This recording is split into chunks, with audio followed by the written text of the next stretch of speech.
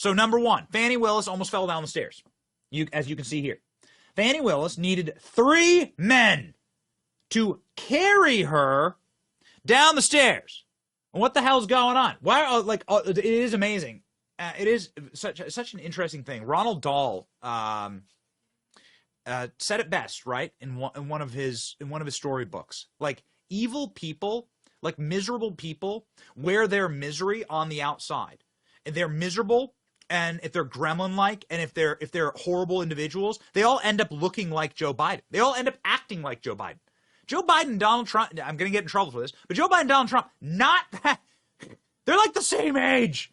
I think maybe Biden's like 5 years older than Trump, but like on a sliding scale, they're very similar in age, all right? They're similar. They could have potentially been in the same high school together. Joe Biden's older than Trump.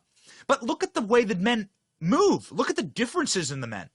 Clearly one man has lived a good life, a life of vigor, and a life of value, and a life of energy, and a life of kindness, and a life of goodness, and has like buoyancy, and has energy, and can go play golf, championship golf. And then one man, there's a clip going around where maybe Joe Biden took a crap in the White House lawn. We don't know. Like, one man can barely make it down the stairs, just like Fani Willis there. Like, it's amazing what happens. Evil. Like, when these people, they're evil, it like actually weighs on them. It breaks their bones. They begin to like crumble. It's fascinating seeing it.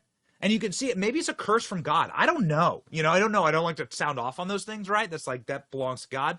But like, it happens all the time in the Old Testament, right? Where you have these corrupt, evil leaders, and they get cursed, right? And they lose their minds. Joe Biden's lost his mind.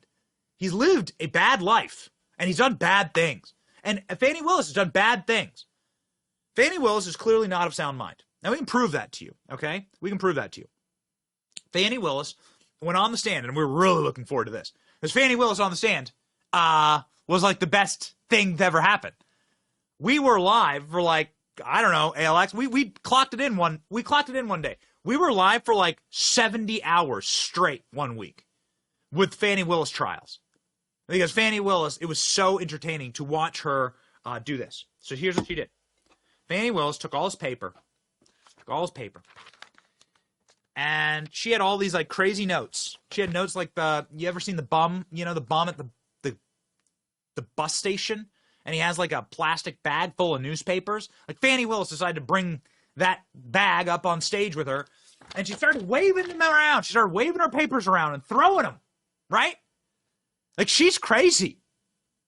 Lady, you crazy. Okay? She started throwing her papers. This is what the smartest, brightest legal mind in the country did to defend herself. Watch. And where, when did he come to, I guess, the condo? I'm not sure what you called it, condo apartment.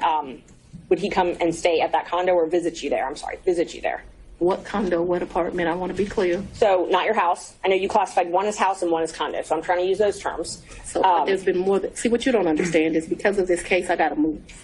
And so I need to... If you could ask a more precise question. Yes, please, give me the time period. Mr. Wade visits you at the place you laid your head. When? Has he ever visited you at the place you laid your head? So let's be clear, because you lied in this. Let me tell you which one you lied in. Right here. I think you lied right here. No. This is the truth, Judge. And it is a lie. It is a lie. Ms. Willis? Mr. Stano, thank you. We're going to take 5 minutes. Be back in 5. Fani Willis, dumpy, frumpy Fani Willis sitting there with her dress on backwards, with her American flag pinned sideways and upside down, looking like a hot mess, and throwing her papers, screaming. We don't have all the time. Listen, it'd be fun to do a full Fani Willis show. We're ready for it, but like, we got way more news to get to. But I gotta, like, let's just do a quick countdown, okay? Quick countdown. We're not gonna play all the clips. We have all the clips to prove it. We have all the clips to prove it. All right? The greatest thing that ever happened in this case was Fani Willis taking the stand, and everybody getting to actually see what a tire fire that lady is. Okay? But here we go. Fani Willis admitted to campaign fraud. Fani Willis admitted to lying before the court about when her relationship started. Fani Willis admitted that she's absolutely already made her decision in this prosecution about Donald Trump, screamed and yelled and hollered, "You're the ones who stole the election," right? Like that she's just low IQ. Okay? Fannie Willis admitted to lying about when she visited the White House. There's another lie before the court. And then Fannie Willis, just in her own personhood, was just such a mess. She is not, and we'll get to this with Stormy Daniels, she's not a credible witness. It's not credible. It's just somebody that, like, you don't believe her. You're like, you're lying to me. Why is she, let's do more evidence that she's a mess. Here's an article from the Daily Mail. Fannie Willis's wardrobe malfunction while speaking at a Black Leaders event in Miami. Same time there was a debate. There's a Democrat running against her. There's Republicans running against her. Everyone's trying to take her job because she's such a disaster here, and she may get disqualified for her marquee case. Fannie Willis has a wardrobe disaster. Let's just say it's inappropriate. Okay, it's inappropriate. Let's just say not a lady. Okay, not very ladylike. Okay, on stage. Pretty gross. So more wardrobe malfunctions. Fannie Willis can't even walk down the stairs without help. She's like collapsing. Her case is collapsing. This is what happens to evil people. It's biblical. It's the Old Testament kind of stuff. It's really fun. It's really exciting to see. It's all collapsing. And it's all falling down. If only, there's the last thing we'll say here. If only somebody could save her. If only she decided to choose as her lead prosecutor a man whose face can be found on many piss-stained park benches and bus stops around Fulton County. If only she chose a man whose top legal achievement was getting somebody some money back for stolen speakers and also doing some name changes in the court. If only she chose one of the highest legal scholars ever to be on her team, a man named Nathan's Hot Dog.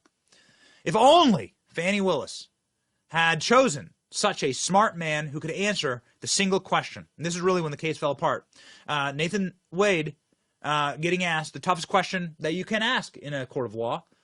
You almost feel bad for the guy. Did you ever go to a cabin? Here we go.